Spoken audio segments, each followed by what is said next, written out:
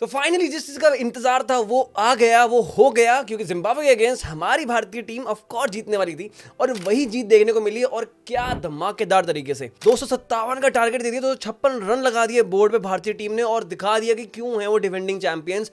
और जब हम पे आती है ना तो हम किसी को नहीं बख्शते हैं। हम इंडियंस है भाई, 30 में जब 30 चाहिए थे तो वहां से जीत गए, तो यहाँ पे तो अभी भी बहुत बड़ी होप्स रहती हैं हमारी। और साउथ अफ्रीका क्वालिफाई कर चुकी है, इंडियन टीम के लिए बहुत बड़ी समस्या अभी वेस्ट इंडीज की रहती है। बट आज के मैच ने हमें होप दी है, कॉन्फिडेंस दिया है हमारे बैटर्स को। बट उसके साथ साथ कुछ परेशानियां, कुछ सवाल भी पूछ के गई है जिम्बाब्वे की टीम। और ये मैच, उसके बारे में हम बात करेंगे, बिकॉज जिम्बाब्वे के अगेंस्ट हम एक्सपेक्ट कर ही रहे थे यार जीतते हैं और जीत जाते। बट 72 रनों की जीत से भी कुछ ज़्यादा फायदा नहीं होगा हमारा नेट रन रेट में, बिकॉज कहीं ना कहीं अभी भी हम पीछे हैं। जस्ट इन केस अगर वेस्ट इंडीज़ का मैच जो होता है वो नहीं होता है ना, वेस्ट इंडीज़ के अगेंस्ट वॉश आउट हो जाता है, तो हमारे चांसेस खत्म। वेस्ट इंडीज़ का नेट रन रेट बहुत ऊपर है हमसे अभी भी, तो वो एक मसला रहेगा, एक सवाल रहेगा। बट अभी अगर डिस्कस करें तो कुछ चीज़ें हैं जिसके ऊपर मैं डिस्कस करना चाहूँगा। सबसे पहली चीज़ थी कि संजू सैमसन को मौका दिया, बहुत बढ़िया बात थी, लेकिन संजू सैमसन को रन्स और बेहतर बनाने चाहिए थे। बहुत दो पर्सपेक्टिव आ सकते हैं इसके ऊपर। एक तरफ लोग कह सकते हैं कि भाई इंडिया की शुरुआत अच्छी नहीं हो रही थी, आज संजू सैमसन ने अच्छी शुरुआत बनाकर दी है, 48 रन में पहला विकेट गिरा है। अब तक इंडियन टीम का जो एवरेज फर्स्ट विकेट स्कोर था दैट वाज अराउंड 7, तो जिसका मतलब ये है कि आपका बहुत बढ़िया आज का मैच गया है, आपका जो फर्स्ट विकेट है 48 रन पे गिरी है। But Sanju Samson as a batter वो क्या कर रहे थे, 15 गेंदों में 24 रन बनाए हैं भाई ने। But do you think that was the Sanju Samson which we wanted to see? Because he got the chance after so many questions which we asked and everybody asked कि भाई क्यों नहीं आ रहा है संजू सैमसन। बिकॉज अभिषेक शर्मा जो है वो 0 पे जा रहे हैं, रन्स नहीं बना रहे हैं, ईशान किशन के बल्ले से रन्स नहीं आ रहे हैं, बिकॉज ऑब्वियसली एवरेज वाली जो मैंने बात की है।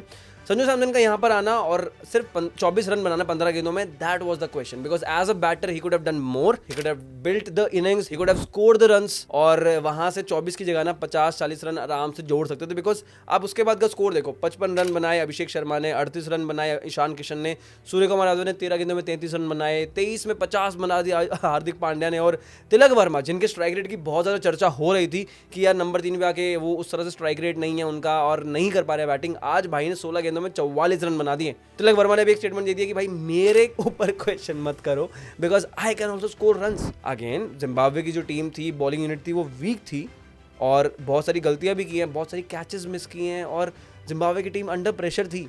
It was not the south African team जो एक प्लान लेकर आई थी हर बैटर के अगेंस्ट, और बॉलर्स भी कॉम्पिटेंट थे, बॉलर्स के पास कंट्रोल ज़्यादा था, बेहतर स्किल्स था।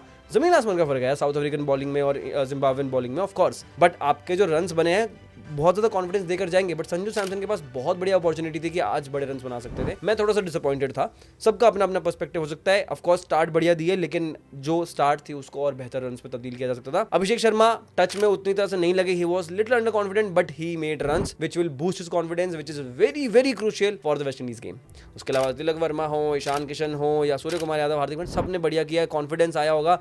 But still they were not playing their A game. Indian batters की अभी भी वो ए गेम जो होती है ना, जो हम अब तक देखते आ रहे थे, वो नहीं आई है। And there is another reason कि अब तक जिस तरह से हम बैटिंग करते आ रहे थे, जो अप्रोच थी that was different. T20 world cup है, उसका प्रेशर अलग होता है, उसकी सिचुएशंस अलग हो सकती हैं, एंड वहाँ पर आपको कैसे अपने आप को ढालना है वो एक टेस्ट होता है सभी बैटर के लिए, हर प्लेयर के लिए, चाहे वो बैटर भी हो चाहे बॉलर भी हो।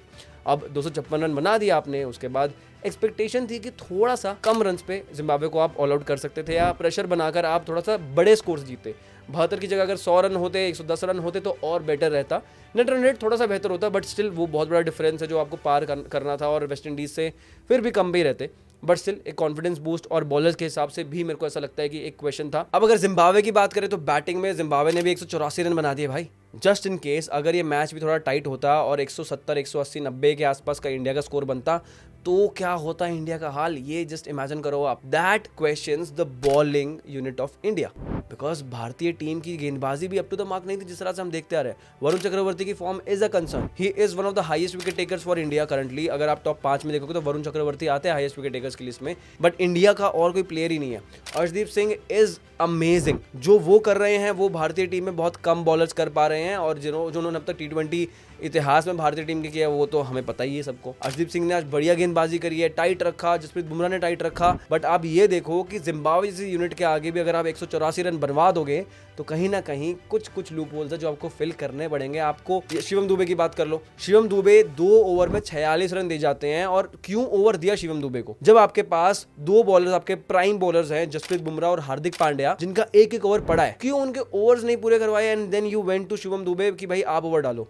शिवम दुबे ने 46 रन दिए 2 ओवर में। यार अगर 46 रन की जगह जसप्रीत बुमराह और हार्दिक पांड्या डालते तो मेरे ख्याल से 10-12 से ऊपर तो नहीं देते, 12-12 24 रन जाते आपके, फिर भी 22-30 रन बच जाते। ऑलमोस्ट आपका 90 प्लस का विनिंग स्कोर होता है, 100 के आसपास भी विनिंग स्कोर हो सकता है। जसप्रीत बुमराह भी रन नहीं खाते इतने और विकेट्स भी ज़्यादा गिर जाती, तो शायद से और बेटर कॉन्फिडेंस बूस्ट भी मिलता ना आपके बॉलर्स को, बट नहीं हुआ ये। और उसके अलावा आप अगर बात करो, अक्षर पटेल की थोड़ी सी पिटाई हुई और शिवम दुबे और वरुण चक्रवर्ती, ये बॉलर्स थे जिनकी थोड़ी सी पिटाई ज़्यादा हुई आज। एंड कंसर्न ये था कि जिम्बाब्वे की बॉलिंग यूनिट के आगे भी अगर हम ऐसे कर सकते हैं तो अब वेस्ट इंडीज के अगेंस्ट हम क्या करेंगे, वो भी जहां पे वेस्ट इंडीज अब तक हारी नहीं है एक भी T20 वर्ल्ड कप का मैच एडन गार्डन्स में। तो देखने वाली बात होगी भाई, क्योंकि बहुत मुश्किल हो जाएगा। ऑफ कोर्स वेस्ट इंडीज की टीम ने भी क्वालिटी बॉलिंग बहुत ही कम खेली होगी और इंडिया के पास नो डाउट क्वालिटी बॉलिंग है। जसप्रीत बुमराह जैसा कोई है नहीं, अर्शदीप पाजी किस तरह की बॉल डालता है हम सबको पता है, बट वेस्ट इंडीज के पास भी 8-9वें नंबर तक बैटिंग है। पिछले मैच में रोमारियो शेफर्ड 9वें नंबर पे आके 50 मार के गए वो बंदा। वेस्ट इंडीज ने जिस तरह से वो मैच खेला वो अलग ही खेला है। ऑफ कोर्स हार गई, बट उन्होंने गिव अप नहीं किया था बिल्कुल भी। तो ये एक देखने वाली बात होगी कि आपका ऑपोजिशन किस तरह का है नेक्स्ट मैच में यार, उसके बारे में अलग से बात करेंगे, एक वीडियो बनाएंगे। लेकिन अभी इंडिया के लिए कंसर्न्स बहुत सारे हैं कि बॉलिंग में प्रेशर कैसे सोक करेगी इंडियन टीम और बैटिंग में कैसे यही वाला कॉन्फिडेंस कैरी फॉरवर्ड करके बेहतरीन गेम खेलेगी जब सामने वाली बॉलिंग यूनिट के पास आपके बैटर्स के अगेंस्ट प्लान्स होंगे।